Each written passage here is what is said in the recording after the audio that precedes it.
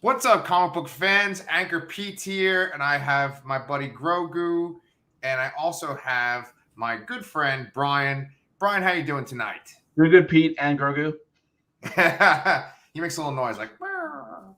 Anyway, Grogu's on our show tonight because we're going to be talking about the book of Boba Fett, episode 3, which was entitled "The Streets of Mos Espa." We've been covering that show. But on this channel, we usually like to talk about media that has been adapted from existing comic books. And I say this pretty much every time we do a Star Wars property, that at this point, there's Star Wars comics, there's Star Wars movies, they just kind of cross over and blend with each other. So besides that, though, we're going to go full-on comic book, and we're going to be talking about the X-Men vote, which you can go vote for the next X-Men on the team, and the polls close tomorrow night, Thursday night at 11:59. I voted. What's that? I said I voted. I voted too. I need one of those stickers, I'm all hip. But anyway, Brian, some people are saying that this episode of Boba Fett is the worst of all live action Star Wars shows. How do you feel about that? Yeah, I've seen some discourse on this episode. And I know exactly what they mean, and I sort of feel the same way about what feels off, but I didn't hate the episode. No. Aren't there episodes of The Mandalorian that you think are worse than this? Yeah, I would say so, yes. Yeah. But I always think about that episode of The Mandalorian where he goes to Tatooine and there's that one guy that he rides a swoop bike with. He's like an up-and-coming bounty hunter. Do you remember that episode? Yes. Yeah, that was not that great of an episode. The whole reason why I knew that this was a disliked episode is because there's a YouTube channel called Eckhart's Ladder, and the guy on there always talks about Star Wars. He said that this was not the worst live-action Star Wars episode either, and he thought that episode of The Mandalorian with like the ice spiders, he thought that was worse too. I didn't mind that one. You didn't mind that one? No. Yeah, I remember there was like genuine fear that little Grogu over here was going to get eaten at one point. Yeah, I think wasn't he also eating some of that lady's eggs too? Then, like he was the real monster in that episode. Yes, there was true controversy with that. Yes, yeah. So, okay, let's just go dive in full spoilers. So, what are you talking about when you're saying that there are things wrong with it? Like, what didn't you like? Okay, so I felt the young biker gang that he kind of goes to employ felt a little out of place. And I really think it was like solely because of their like Power Ranger-esque motorcycles. They look really out of place to me. And I compared them more to the neutrinos from Ninja Turtles. Yes. And like, I don't mind that there are like kind of characters in Star Wars that are, what's the best word to use for this? Changing their bodies and adding robot parts to them, or droid parts. Like that doesn't bother me. I think that kind of fits in a way. But those characters, the way they dressed stood out a little bit for the whole general planet, and they were a little too clean, and their bikes really stood out. That being said, I kind of really dug the chase scene. It felt like an old like movie style like chase scene, and I really appreciate it. Like almost like and this is maybe a bad comparison almost, but the chase at the end of Pee-wee's Big Adventure. I just got a vibe out of that, and it just brought me joy. But yes, those bikes look weird, man. I think on the Eckhart's Ladder show, he said that they were like Vespas, those bikes, right? Yeah, they look like Dalek Vespa kind of like looking things. Like it was just very out of place, I think, and that's fine. It happens. So not everything's going to be a complete home run at knockout out of the park, but it was a little jarring. Yeah, for me, because you said that their clothing looked out of place. Some of them looked like they were like cosplaying Harry Potter. I thought, like I could have sworn there was one guy that had like a long gray coat on with a hood, and that guy that looked more like a Doctor Who character to me, honestly. Right. And yeah, and like the general aesthetic of this planet is kind of like ragged and torn, and it's just. I know they have people in the cantinas and stuff that look a lot classier and all that, but it looked weird outside. It looked out of place. I don't think any of I mean, there were two of them that were featured a little more. I don't know what their names are. I have no idea what the character names are. I imagine they're new characters. I know. You know one of the actresses because I saw you tweet about it. Mm-hmm. So I know one of their names. That. That is Drash. She's the girl, and she's played by Sophie Thatcher. And I've been dying to do this episode tonight because I just wanted to talk about her. If they ever make a Drash action figure, I will absolutely buy that. Ooh, that's some strong words there. Okay. Absolutely. Yeah. They'll probably have like one of those like Black Series Star Wars action figures. If they have one of her, I am getting that shit. If they have like a Lego Boba Fett set with her as a little Lego person, I'm getting that shit too. On my other channel, just for people that don't know, the Anchorpete channel, me and my wife have been covering Yellow Jackets, and that's been like one of the most successful things we've covered on our channel. And Yellow Jackets is a great show on Showtime. Sophie Thatcher is kind of like the standout actress on that show, but there's a ton of great actresses on there, and she's my favorite character on that show. So I was just super, super happy to see her in this. Nice, awesome. I would love to check out that show, but I do not have Showtime, and I can't stomach another streaming service at this moment. No, dude, I totally understand. Yeah. Remember, we got Disney Plus, we got HBO Max, Netflix. Showtime I feel like doesn't really don't get enough use out of all these channels to warrant paying for all of them. So. Yeah, because there's no like comic book thing that we could cover on here that's on Showtime, right? No. Yeah, they kind of stay away from that kind of content. But she was kind of like the standout badass from that group. They also had that one guy who had like the augmented eye. And, there was an awkward moment when Boba Fett was like, keep an eye out for him. I don't know why I made Boba Fett just sound like an Irish guy all of a sudden. No, it wasn't that far off, I don't think. Okay. But then he's like, oh, that's awkward. And he said, oh, I like my eye or whatever the hell. But that was just one aspect of a pretty packed episode. The flashback part was very short this time around. Yeah, and I think you kind of predicted this last time that and we didn't get it yet, but they're gonna keep showing flashbacks, and we're eventually gonna see how he comes across Fennec in the past. Yeah. So this was about on par, and I think we should have expected what would happen with the Tusken Raiders. I was really bummed about it, honestly. Like I like was really caring about those characters, even though we have no idea what the hell they're saying at any point. But it's just like, especially that one like really badass one that just kicked ass in that train. Like I was like, oh shit, man. Like they gave me these characters, they were cool. I would have bought a Tusken Raider action figure of that one. Like you just would have bought I forgot her name already, but Drash. Yeah, I would have bought a figure of I'm assuming is a her. That Tusken Raider. Okay, you're right. Well, here's the thing. Did they show that Tusken Raider's corpse? They did. They did. Or was that the chief? They showed the chief. I know they showed the chief. I didn't think they showed the little kid Tusken Raider either. No, that would be too depressing. Oh, man. That was rough. But didn't you kind of feel like that sequence was very like anticlimactic or like very abrupt, considering how much they focused on them in the first few episodes? Yeah, I think I would more so say rushed, but I get why they did it. I guess they're setting up the more of a history with the Pikes. Although I'm not sold that the Pikes are the villain here, like the main villain.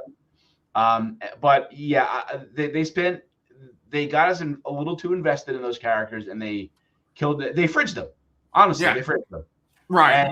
It's a little disappointing. I get it. It's a short show. They need to keep it rolling, but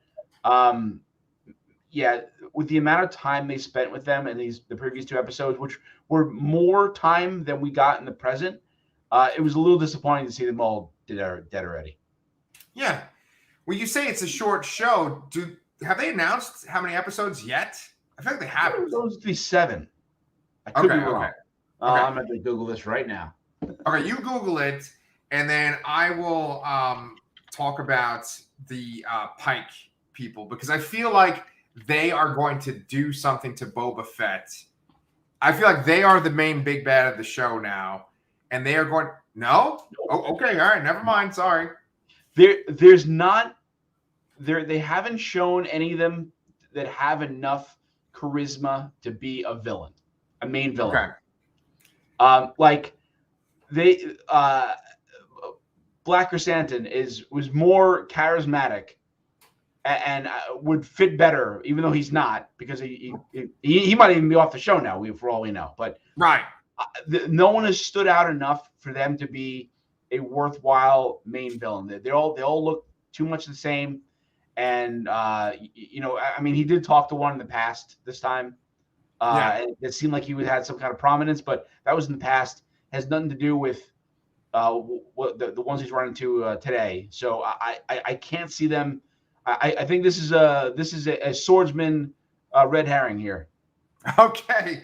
All right. Well, they are all made by Disney at this point. So yeah, I see that. There was one part where someone, I can't remember this because I have my notes, right? And I know that one alien wrote something, or didn't write something. One alien said something to Boba Fett, and it was maybe one of those Pike guys, but it was in another language, and it sounded like he said, "Watch your asshole." And I have it as one of my notes. It says, "Watch your asshole." And I was like, what is this? And I got a little worried there. I was like, is this Memento? Am I trying to warn myself of something? You know? But I just remember looking, like, watching this in the morning before I went to work, and it was like one of the ones, like, "Watch your asshole." Like, what did he just say? So I don't know how you follow that up, by the way, but I don't either. So, okay. This episode's super jam-packed, though, and so let's talk about this point I wanted to make about the Pike Syndicate, though. Okay. So you're saying that they're not the main bad guys. That's fine. And you know what? I really agree with your point. There's not like a charismatic single one of them. Very good point. I think you're right. I think what they have to explain on this show is, why does Boba Fett have to go into this Bacta tank? Because I keep kind of referencing the Eckhart's Ladder channel. Another channel I go to quite often is Star Wars Explained. And they were saying how a lot of viewers are like, well, how come Boba Fett's this badass that's beating up all these guys in the bar, right, in Tashi Station, and yet he has to go into a Bacta tank. And in the present day, he seems kind of awkward and weak, too. So, like, something happens to him between what happened in the past on this episode and the present day. And it's like, what happened to him? Yeah, I think we've been speculating that for the past 2 episodes as well. I think I mentioned before that it might be something to do with just the fact that he's a clone. Maybe he's deteriorating or something. But you're right. Maybe they're setting up something that happened to him in between in the past that's causing this. But something's definitely up. They definitely need to address it. And I still disagree about the Pikes being the main villain. And I think we're going to get like a reveal in the second to last episode and then it's resolved kind of in the end there, which I don't think is a great scheme, but I feel like they're hiding it, and it's going to be a quick turnaround. And by the way, it is 7 episodes, and the show, the last episode will be on February 9th. Okay. Thank you for clarifying that. Like, I personally, I would really love if your theory is true, that it's like, it has something to do with him being a clone and he's going to kind of like degenerate or something. They have been showing like clone Boba Fett on Camino. Like, this is the second time they've shown it now. And so I think referencing that, obviously there's some kind of issues with his dad and his heritage, because it's a scene of his dad flying away. They've shown twice now. Yeah. But yeah, I really like the idea of like, he's a clone and he's like breaking down. Otherwise, like, the only other thing I can think of is that maybe there's something that like they got into his system and it's like poisoning him and he needs to go into a Bacta. I'm not sure though. Yeah. But yeah, he definitely does seem weaker, although he fought pretty well this week, especially for the circumstances. Yeah. He used the jetpack. He flew down at the very end. And of course, there's that fucking awesome battle between him and Black Chrysanthemum. Yes, that was a highlight of the episode for me. That was awesome. Just him coming out of nowhere, just grabbing him by the throat, and that was just like it was like almost like a wrestling match, honestly. But it was great. Yeah. Star Wars Explained, because I need to give credit where credit's due. The guy pointed out that Boba goes to use his like Boba Fett gadgets, and he's not successful fighting Black Chrysanthemum, and he gets out that gaffy stick, and he's able to hurt Black Chrysanthemum. So it's kind of like his father's legacy that he inherited, because essentially he's a clone of his father, and he's, you know, following his father's footsteps. That's not working for him. This new Tusken identity is working for him. So I think that is a big part of the show, you know? So I wonder if he'll like ditch the armor by the end of the show and just. I know. And I really do think that might be the case, because then they can sort of separate the Mandalorian from Boba Fett, you know? So it's like two very distinct characters. Yeah. You know? Interesting. Okay. Yeah. So we have that awesome battle with Black Chrysanthemum. He falls into the Rancor pit. And then, were you happy to see Danny Trejo in this? Yes, I was like, it's Danny Trejo. I mean, you can't not see Danny Trejo and get excited, but I think something's up there too. What with what? The scene with the Rancor. Yeah. Seemed like there was like a little. They kind of lingered, and Danny Trejo says something like, "Oh, he'll be back" or something. I feel like that whole story he gave him might have been a lie. Okay. And about how the Rancor is in print and they're very gentle and whatever. And I don't know. I think there's two ways to look at it. So the Hutt Twins, they come after sending Black Chrysanthemum to assassinate Boba Fett. The very next morning, they come and say, "Oh, sorry about that. My bad." Yeah. Doesn't seem right. So they're either hinting at the larger villain here, and it's legit, or they're just trying to pull a fast one on Boba Fett, and you know they make them think that the real threat was Chrysanthemum, and but the real threat may be the Rancor that is probably trained and is probably about to bite his head off, but he gets pulled away. So I'm literally thinking that they may have had a plan to catch him off guard and have the Rancor eat him. Yeah. Okay. Something seems really off about that, and I just can't. I can't see Danny Trejo being in this show long term to train a Rancor. Yeah. I mean, I don't know. To me, it kind of feels like a lot of this show is they're just starting to like build up a whole big supporting cast that, you know, is going to be like the next generation of like Jabba's palace people, because like essentially all the background stuff, whether it's like the Mos Eisley stuff in A New Hope, and then the bounty hunter stuff in Empire, and then the Jabba Palace stuff, that's all kind of always kind of bled over together, and it's this big pool of characters that they always pull from. You know, you have Bosk and Dengar and Forlom and Zuckuss, all those characters. I mean, those are all the bounty hunters, but there's even other characters too. But maybe they're just trying to beef that up, because that is one aspect of the sequel trilogy that's pretty lacking, right?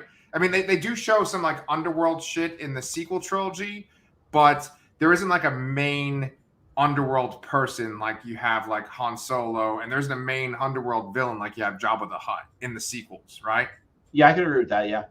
So I feel like maybe it could be like you might be 100% on the money, and like Danny Trejo's there to have more of a character, and he might be part of a sinister plot, but it could also just be like, well, now we have this other guy that we can stick into these comics, and we can stick him into a book, and you know, we can do all these little spin-offs. Like we'd have a novel about Danny Trejo and a Rancor. A Rancor.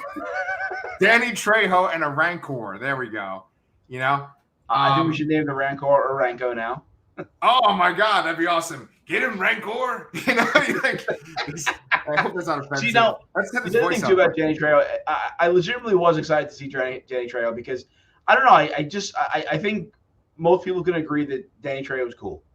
Oh yeah. But at the same time, and I mentioned this last week in a different light. You know, it's on one hand, it's really cool to see all these like big stars that want a piece of Star Wars, because it's so revered, and you know, it kind of masks the importance of the roles they play sometimes, because sometimes it's just a cameo, and sometimes it's not. But I think Danny Trejo stands out. Like it seems like stunt casting more so, and it seems out of place. Danny Trejo almost took me out of it a little bit, because he's so recognizable, and he's just he's got, you know, his own vibe to him. So I think it actually took me out a little bit, as much as I love Danny Trejo. I mean, yes. So I totally understand. It's kind of like in Game of Thrones, that guy, fuck is that like redheaded singer guy? Ed Sheeran.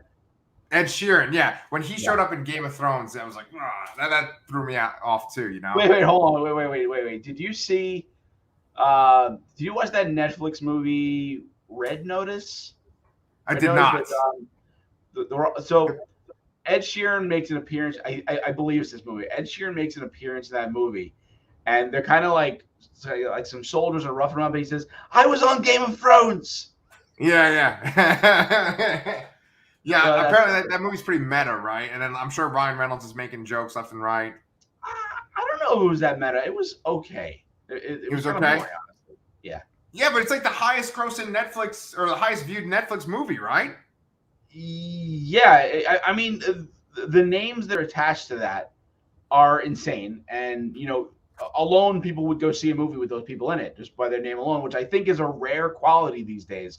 But honestly, it was just a little too drawn out, and it was okay. It was just okay. It wasn't terrible, but it wasn't like deserving of the title of most viewed thing or whatever they gave it. They didn't really give us numbers, you know. They just said, "Oh yes, the thing most people watched," but how many people, you know? Right. Good point. You know, if you think about it, it's got like Wonder Woman, Deadpool, and Black Adam, right? Yeah. Would you read a comic of that? Yeah, absolutely. That would be pretty fucking awesome. Although I got to say that, you know, the idea of the number of people that watch something, I think is just a better way of determining like box office success. You know, like I'd rather see the number of people that saw a movie than the amount of money it made. Mm-hmm, you know, I think it's a better general scale, but it may seem as more. The box office dollars are probably more ambiguous in terms of success because, you know, the number of people saw maybe a lot lower than you think. Right. I get you. Yeah, right. Because like some theaters, it's like $14 for a ticket. Other theaters, it's cheaper. I get it. And like it's easier to manipulate the dollar sign because it's ambiguous than rather than a hard number of who watched it. Right. It's a really good point.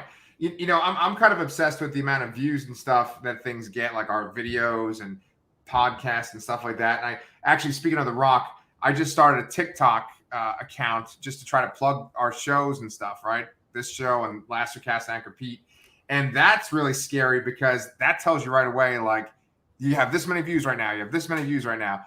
And it's weird because, like, with YouTube and that, some things just, like, blow up. And then other things like get no views whatsoever, and it's always hard to be like, well, what's working? What are people into?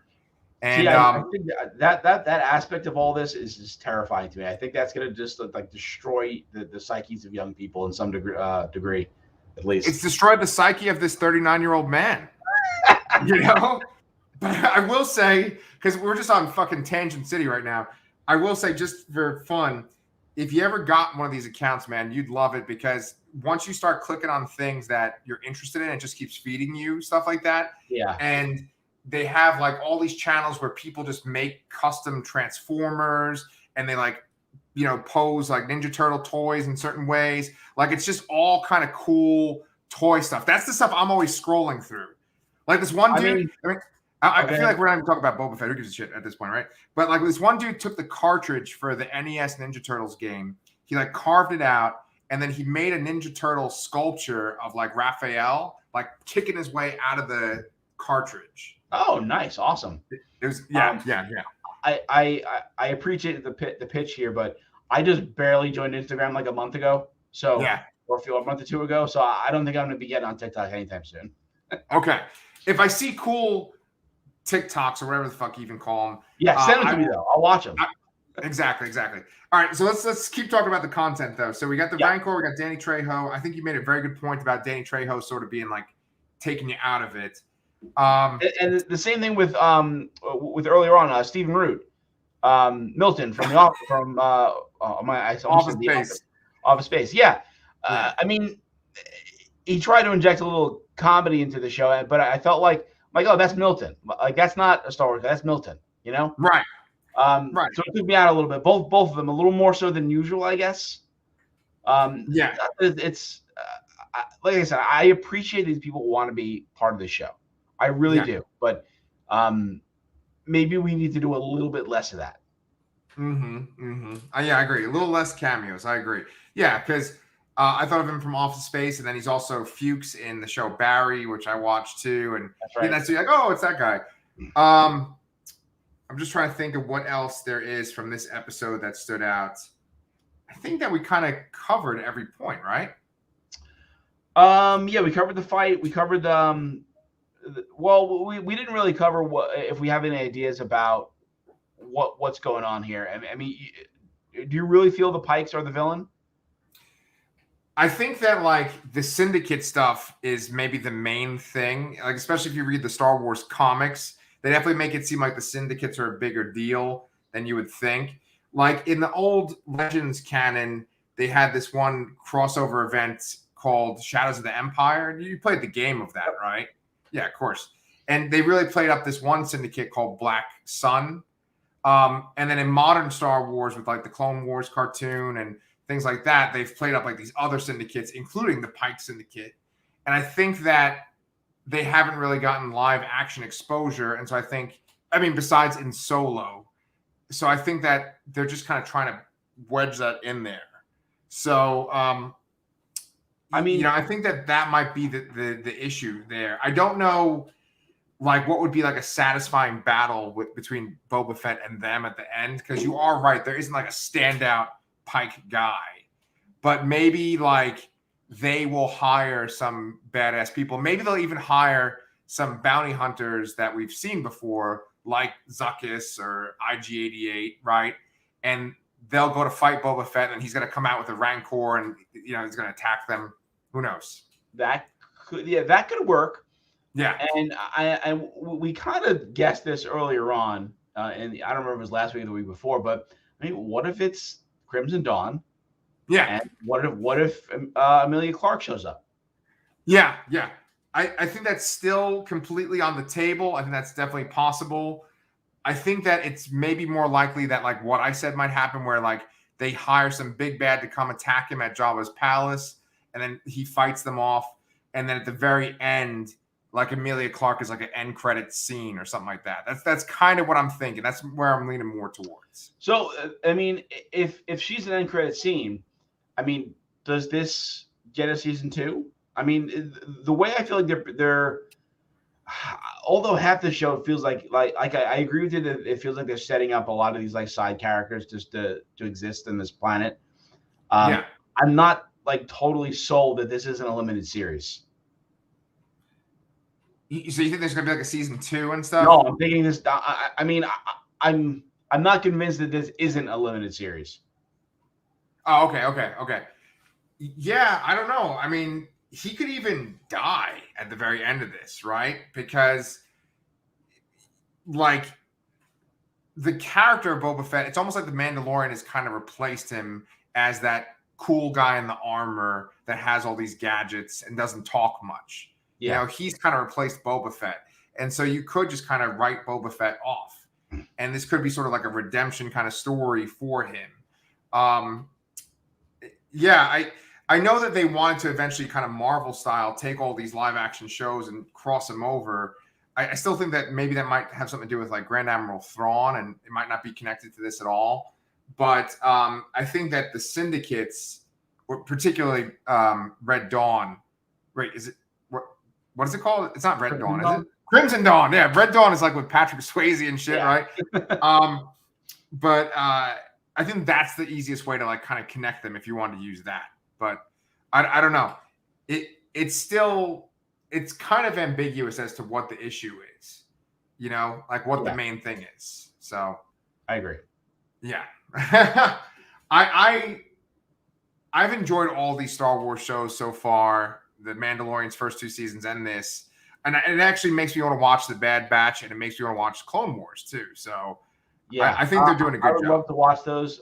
It's just sometimes it feels daunting to see a show that's 7 seasons long, and especially these shows are cartoons, and sometimes they still go by the old school like 22, 26 episode kind of things. Yeah, it's a lot to look at, Yeah, Pepper and I once sat down and watched a random Clone Wars episode because I thought it'd be a good starting point. It was like focused on Padme, but it was like really fucking boring. It was about like it was about like kids getting like bad school lunches and like being poisoned. That was the plot, you know. And like half the episode was Padme going around like saying like we have to work on the standards for food distribution. You know, and I'm like, oh my God, this is a kid's show. Like, this is so fucking boring. Okay, maybe I won't give that a shot then. So I bet you could kind of go on a website and they could tell you like you can skip this episode, you can skip this episode for Clone Wars. And the worst episode of Clone Wars is the lunchroom episode. Dude, it was really bad, man. It was rough. Okay. But it definitely turned Pepper off. She's not watching that anymore. But anyway, I think that's pretty much it for Boba Fett for tonight. Unless you have anything else you want to add? Okay. So let's go into the X-Men vote.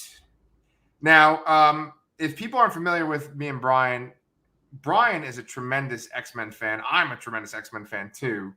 We pretty much always bond over X-Men, Batman, and Transformers. Yeah. And I think I think I did that in the totally wrong order. It's like Transformers first, then X-Men, then Batman. Well, I would say first it was X-Men for us. I would say. Yeah. But if you can't tell I'm obsessed with Transformers, you have something behind me. Yes. So and once they have some good Transformers content to talk about, roll on it on this channel. Yeah. But for now, with the X-Men, this is actually one of the biggest things that they've had since Jonathan Hickman took over and rebooted the whole franchise. Like the last time they did a vote, they got a huge response, and they're getting a huge response with this too. Yeah, and it seems like they want to make it a yearly thing too. Yeah. So let's just talk about who were the nominees last year and who won. So I'm just going to go with this idea that you guys know your general X-Men knowledge, and maybe me and Brian can kind of elaborate on some of the more obscure people. But last year's 2021 candidates were Polaris, Banshee, Sunspot, Forge, Tempo, Armor, Boom Boom, Marrow, Cannonball, and Strong Guy. And a lot of those characters are characters that are from like the 80s and early 90s. And that's kind of when Brian and I really got into comics, was the early 90s, when we were just like starting to become teenagers and go to middle school and stuff, So out of that original team, Brian, which character do you like the most?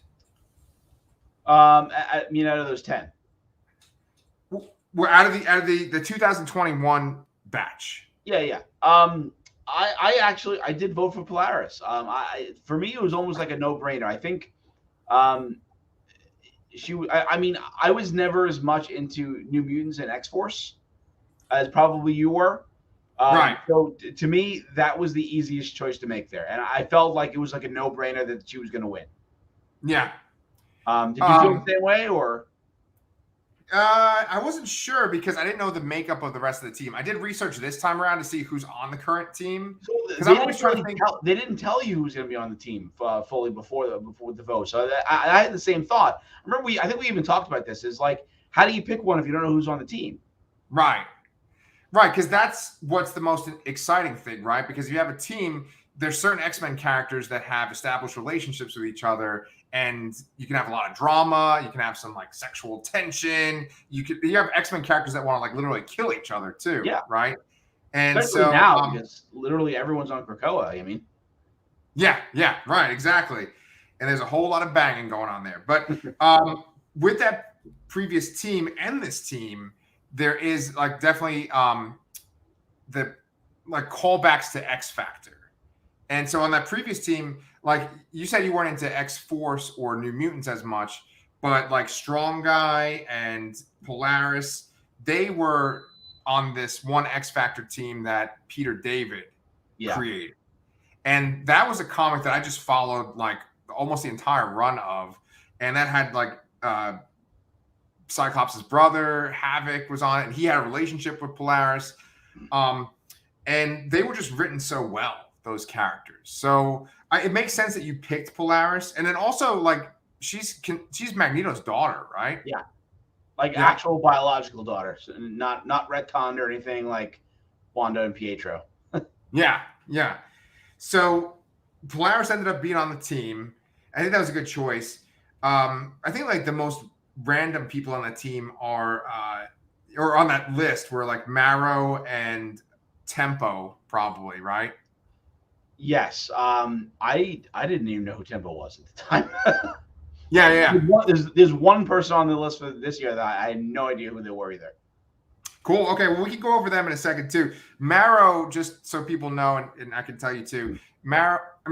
Tempo. Sorry.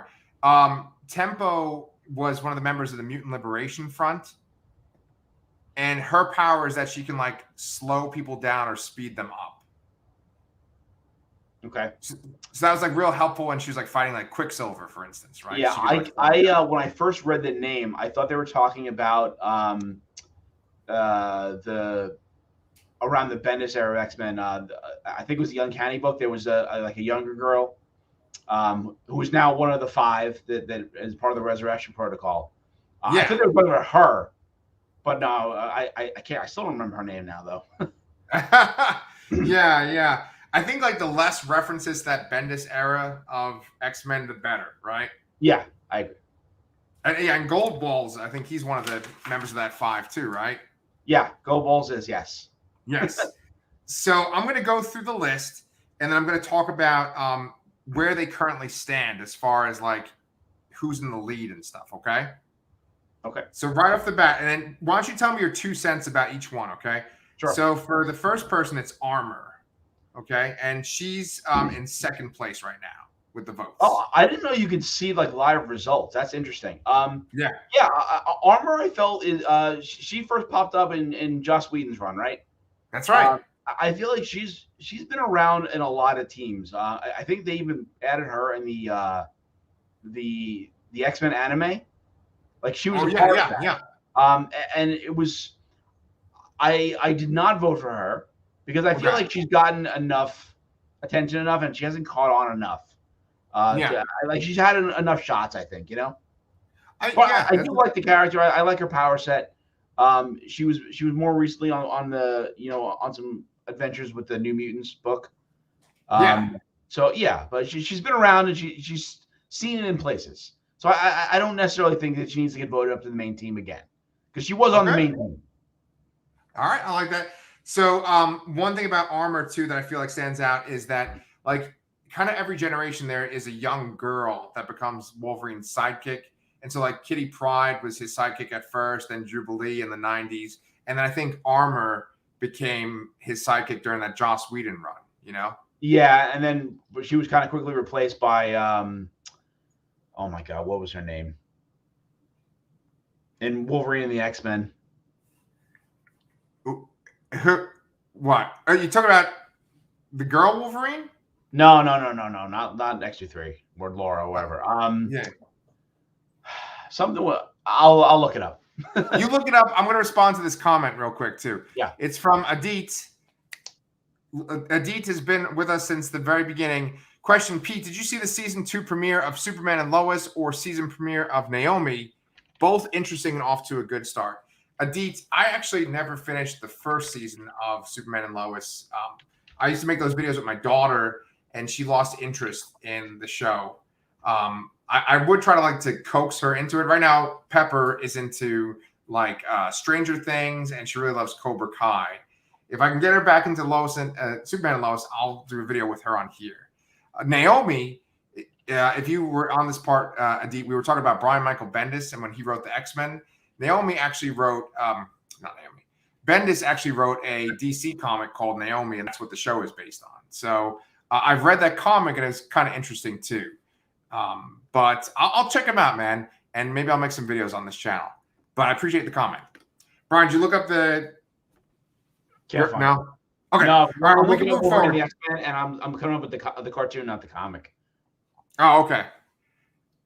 Well, maybe it'll come to you as we go through the other characters. So Avalanche. The only time I really know Avalanche is from the animated X-Men series in the 90s, right? Yeah.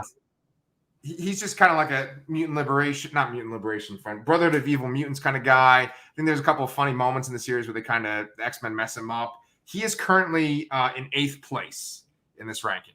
Okay, yeah, he's normally a kind of a more background filler villain to fill out the Brotherhood. But he's appeared in a lot of the animated series. He was in the 92 series. He was in X-Men Evolution. He was in Wolverine and the X-Men too. Yeah. So. Yeah, some guys they just kind of like throwing in, just like in Transformers, where there's just like these little side guys that are never like the main person, but they're always kind of filling in the lineup.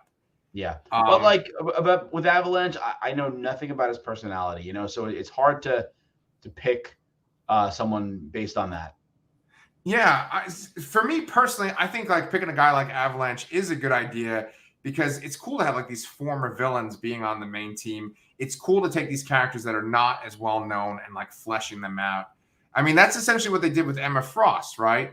Emma Frost was a villain for the longest time. They brought her around for Generation X in the 90s, and she was a teacher. And then she really made a big splash with Grant Morrison's X-Men. And I feel like you should do that more often, where you flesh out these kind of villainous characters more. Yeah, I agree with that. And you reminded me, too, of the short time period where Juggernaut was on the X-Men. And I actually really enjoyed that. Yeah. I mean, fucking Sabretooth has been on the X-Men, too. And they can make that work sometimes too. So that was with that whole Axis thing. So that was a little wonky. Yeah, that's true. Yeah. Adit, one more thing. He said also in Book of Boba Fett, did he select diverse teenagers with attitude? He did, and I think Brian made a really good point comparing them to the Neutrinos from the Ninja Turtles cartoon. So yeah. Okay. Next one up is Bling. She's from the new X-Men comic. Not Grant Morrison's new X-Men, but they did new X-Men again later on with a whole new class. And Bling was one of those teams. She was on that team. I think she was in Wolverine's school for Wolverine and X-Men too. And so she's currently in 9th place for this. Yeah. So I like Adit's quote here, though. I got to say this one. I did read a lot of Brian Michael Bendis' comics. It quickly goes from pretty interesting to absolute shit in a matter of seconds. His Superman run is horrible. I mean, I've said this before, but Bendis lost me when he ran the X Office for a while and the Young X-Men. Like after that, I just kind of lost all respect. Like his classic stuff, his Daredevil, Alias, Powers. Yeah. I'm probably forgetting something really huge, but like that stuff is some of the Ultimate Spider-Man. Oh my god, that was Okay. Some of the best comics I've read, honestly. Like they were great, and he had a great time in the sun, but he's definitely fallen off these days. Yeah. So thanks, Adit, again. The next person is the number one choice currently. This is the person that's in the lead. We have Firestar, Angelica Jones. Most people remember her from Spider-Man and His Amazing Friends. That's the main connection people make with her. How do you feel about her being number one? I think it's an interesting choice because she has not really appeared. She hasn't been to Krakoa yet, so she's kind of not on board necessarily. Right. So I think it is an interesting choice. She has not appeared very often in recent years. Like I do remember her. I think she actually was a teacher in Wolverine and the X-Men for like in the background for an issue or two. Yeah. But I'm okay with that if that's the choice. Yeah. I think there was like an Avengers event that was really fucking awesome. It was like called like Avengers No Surrender. There was a couple of like Avengers miniseries that like Jim Zub and Al Ewing and Mark Waid all wrote together, and it was like a weekly book. And she was in that, and I thought she was really good. But otherwise, I haven't really seen her in comics. So I just feel like she is the kind of the easy choice. I think that just by default, I think people will pick female characters just because it seems like the most forward thinking to not pick a male character. The X-Men have probably some of the best female characters in comics at all. Totally agree. But I think it's just like almost like a knee-jerk thing to be like, oh, let's get a girl on there. And I don't know if it like necessarily lends itself to the story potential as much. With her, I guess since she's more of a blank slate, there might be more you could do with her. I don't know. I think the one thing that I have concern about with picking her is that she's the least X-Men related character on this list. I think. Like, Yeah. I feel like she's more associated with Spider-Man because of that cartoon. Right. And, I mean, like, I didn't even know she was a mutant until, the 2000s, Right. She disappeared from books many times, Oh, yeah. And she's reappeared more recently. But like I said, I don't think she's, like, in the whole Krakoa thing yet. So that's the most interesting kind of take on it so far with picking her as number one. Yeah, and just a little side tangent too, going off of that, I think it's really interesting that, like, essentially what the fans say is going to influence Jerry Duggan writing this book, right? Because these characters are all very different from each other, and so that's really going to affect the direction of his whole arc, right? Yeah, unless this character is going to have a lesser role in the team or a predetermined spot. Like, oh, there's a traitor on the team, or this person dies, or like, I'm not saying that those things will happen, but just some kind of thing will happen to them rather than them really affecting the plot. They'll be affected by the plot. Right. Yeah. So that's Firestar, and then the next one is Gentle, and Gentle is number 5 as far as in the running right now. He's from Wakanda, which makes him really interesting. He was in something recently where I was like, oh, I like their use of him. I think it might have been X-Men Red. Yeah. Okay. Yeah. So did you like him in that? Yeah, I think it was an interesting character. I believe he was created for that series. I don't, maybe not. No, he was not. Sorry. That was the first time I really ever noticed the character. He was interesting. He didn't really steal the show for me, but I'm interested enough to know more. He was a bit more of a pacifist. I think that's an interesting take to have on a team. Kind of reminded me of Zorn a little bit. Yeah. So that wouldn't be a bad choice. Manifold is a mutant too, right? From Hickman, like from his Avengers? Yes, I think so. And he's from Wakanda too. I think anytime you take... not from Wakanda. He's from isn't he from Australia or New Zealand or something? Oh, or am I thinking somebody else? You're probably right, because there's this one guy who's like his mentor, who is the little guy. You know who I'm talking about? Little guy. No. The little naked guy that's like his mentor. That's from the X-Men comics. No, I don't remember that. Yeah, he kind of spins a little. I don't know. I'll fucking remember it. His name's like Gateway or something or something. Gateway. Like okay. Yeah. All right. Here is, to me, I think one of the most interesting choices. Gorgon. He's ranked number 6. His premiere was in Wolverine Enemy of the State, which was written by Mark Miller, which Mark Miller had a lot of these big, in-your-face, over-the-top comics in the 2000s that became major movies and stuff, too, like Civil War. And Gorgon is that recent? Yes. Wow. Gorgon, he was more way earlier, like Wolverine solo books. I mean, maybe he is, but I'm pretty sure he shows up for the first time in that Mark Miller. I mean, then again, I when we're talking about Black Widow, however long ago, I thought Yelena was a lot older of a character as well. So could it be that I'm getting old and I'm crazy? Yeah, but Gorgon is this great example of this is a straight up villain. His power is pretty cool. It's like Medusa. He can turn people to stone. He's a swordsman. I think he had a pretty big part in that Sword of X crossover. Yes, and he kind of had a little bit of a falling out. He was a captain of Krakoa, and I know they excommunicated him. I still have not finished X of Swords. So okay, I haven't even gotten up to it. So I'm a little behind with all this. All right, we're up to number 10, and I'm going to just go into spoilers at this point. I'm sorry. Wait. What rank was Gorgon in? Oh, I'm sorry. Gorgon was 6. 6. Okay. And when I say number 10, I mean this guy is in 10th place right now. This next guy totally is my choice. This is who I picked for my vote. Micromax. The one I don't know who it is. Right. And the thing is, right, this dude, I think I've seen him. I've definitely seen him in some panels.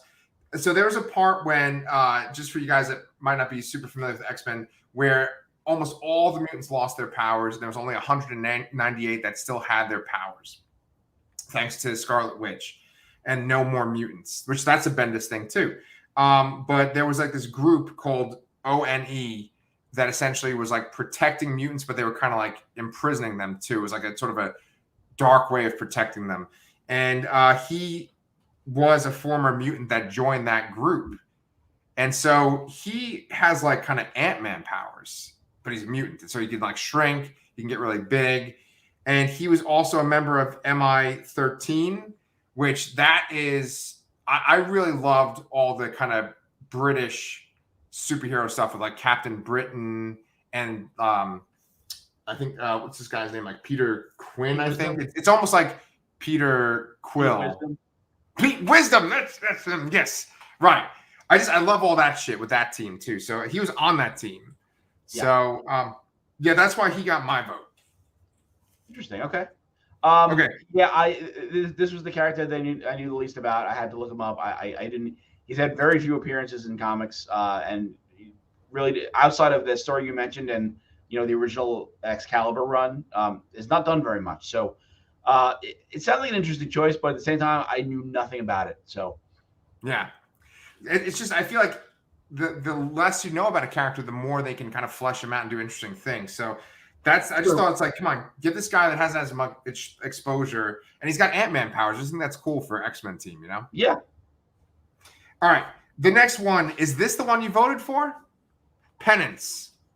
I didn't vote for Penance, but I thought you were going to vote for Penance because I know you're a big fan of Monet. So that's right. That's right. I think she is she leading? Is she what? Oh, no. Who's leading the vote again? First place is Firestar. Penance is in third place. She's in third place.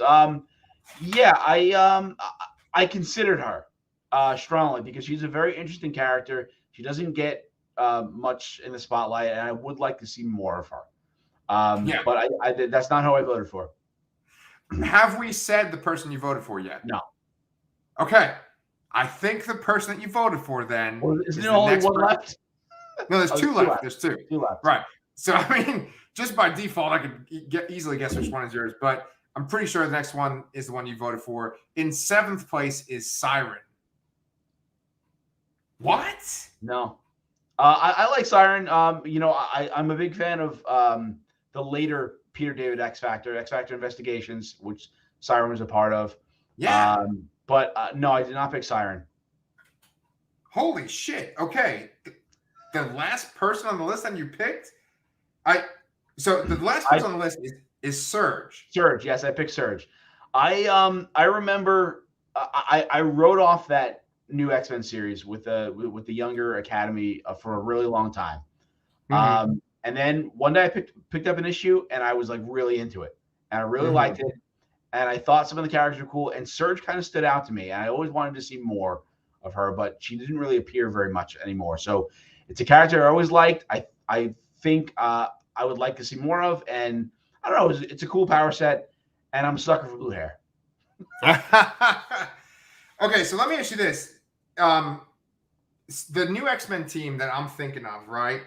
It's got like Bling and her. Then it's got like Rock Slide, right? Yep. And Dust.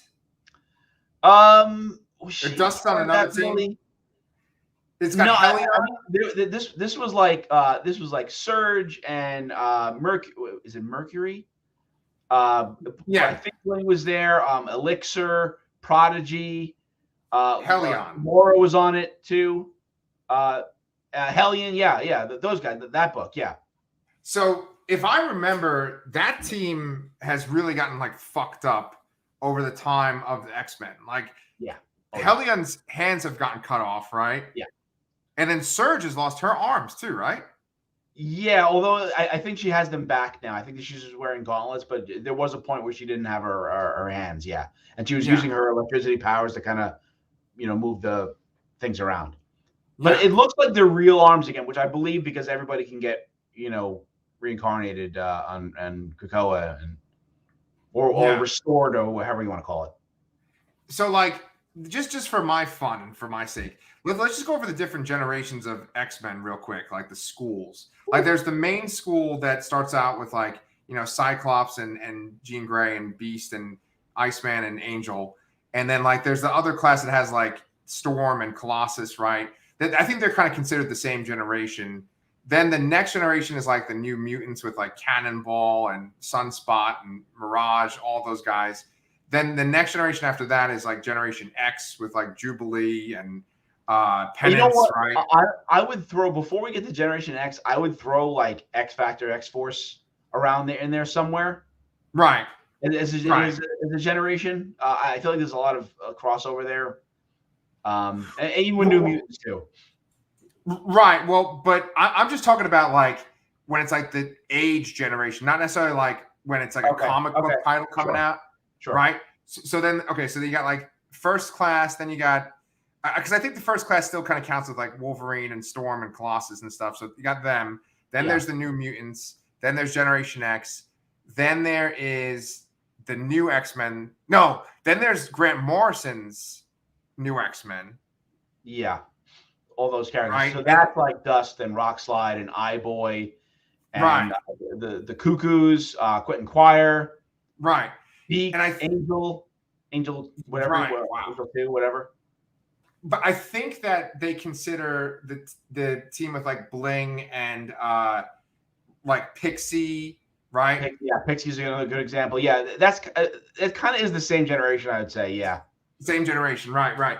And then like the newest generation is like where they have like Bendis's characters, and then they also have like that girl that has the antlers. Do you know what I'm talking about? Girl with the antlers. I do. I don't remember her name though. Yeah. But I mean, there's just a ton of really interesting characters, and I did not picture you picking Surge, so I'm that kind of blows my mind. I'm surprised you didn't pick Monet. Yeah. Well, believe me, she was my second choice. It was either going to be like Micromax, Gorgon, or Penance. Those are my choices. So we'll see. The poll closes tomorrow night at 11:59. We'll see the results. What place is Surge in?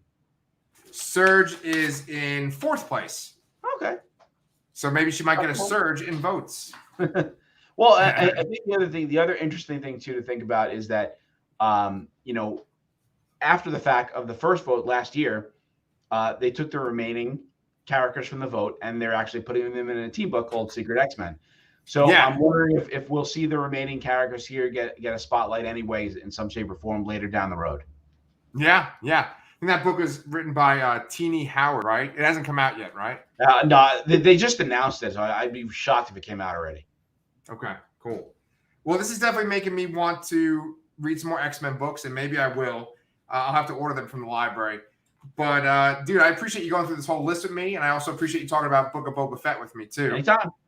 Yeah, man. So next week, Brian and I are going to cover episode 4 of Book of Boba Fett. And then Peacemaker comes out tomorrow night. And so we're going to talk about Peacemaker episode 1. Yeah, I'm excited for the show. I've been seeing commercials for it now, and it looks like it's going to be kind of twisted and fun. Yeah. I've heard some good things about it, too. So we'll talk about it next Wednesday at 9:15 Central Time. See y'all.